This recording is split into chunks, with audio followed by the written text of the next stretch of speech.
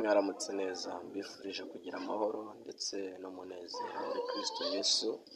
Imana y'amahoro nibane namwe, Imana y'amahoro nitindane namwe kandi nitinde ku buzima bwanyu.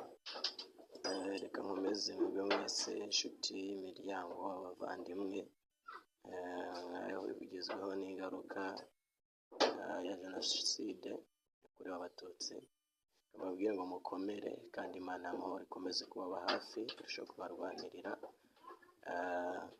kandi murushaho kwiyubaka, umugisha w'Imana urushaho kugera ku buzima bwanyu. Kuko muri Yesaya 45 aravuze ngo dore nzakugenda imbere ahataringane maringanize, nzamenagura inzugi z'imiringa. Rero Imana igira ibintu ikuraho, igira ibintu imenagura, kandi imitima yanyu ikomere kuko Kristo muri kumwe kandi azabana nawe iteka, azarushaho kuba